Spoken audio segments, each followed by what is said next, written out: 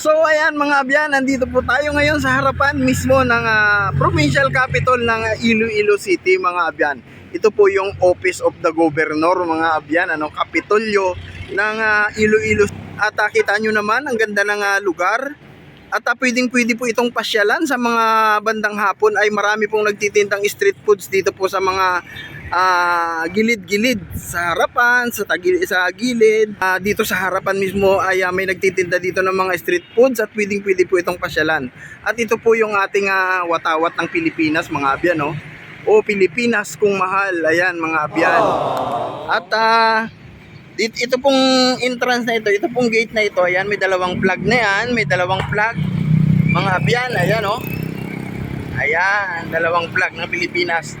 At pagdating dito sa gilid mga abyan, pagdating dito sa gilid, ayan mga abyan, pwede siguro tayo dong pumasok. Ayan mga abyan, pasukin natin.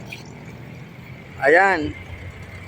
Pagdating po dito sa gilid, andito po yung Museo Iloilo mga abyan. Ito po yung museo ng Iloilo. Ayan. At tingnan natin banda rito. Ang ganda rin po ng mga halaman, no? Ayan, pwede po itong pasyalan. Pasyalan sa hapon, pwede po. Ayan mga abyan, oh. May mga kanyon pa tayo dito mga abyan, oh. Wow naman. Ayan. Wow. Ayan, may mga kanyon pa tayo dito mga abyan. Tapos pagdating dito mga abyan sa gilid niya, Prison of Iloilo 1911. Ayan mga abyan, no? Prison of Iloilo 1911 pa pala itong Prison of Iloilo mga abyan. Ayan, kita nyo mga abyan, no? Lapitan natin yung kanyon. Ayan mga abyan, no? Ang bigat siguro nito.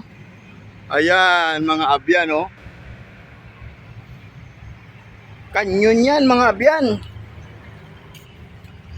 Ayan, oh, sulit na sulit yung ayan, ito po yung labasan ng bala ng kanyon mga abyan. Ayan, oh, yung butas na yan. Yan po yung labasan ng bala. Ayan po, kanyon po yan. Ayan, at ayan si abyan natin, oh. Siya po yung maintenance dito, nangangalaga ng kalinisan dito sa Museo Iloilo. Ayan mga abyan. At saka sa harapan niya, yung malaking building na yan mga abyan ay yan po yung provincial capital mga abyan. Ayan, oh, 3 kanyon ito mga abyan. Totoo pala yung sinasabi nila na kasabihan na ibala ka sa kanyon. Ito pala yung mga kanyon. At ito ay siguro ginamit ito ng World War pa to, Meg? Oh, World War pa ito, World War 2 siguro. Ayan, World War 1. Kita nyo kasulid yung bakal niya mga abyan, oh. Naku, sulit-sulit ang bigat nito. So ayan, salamat sa panonood mga abyan. Sana sa susunod kong video, please follow for more videos mga abyan, ha. Salamat.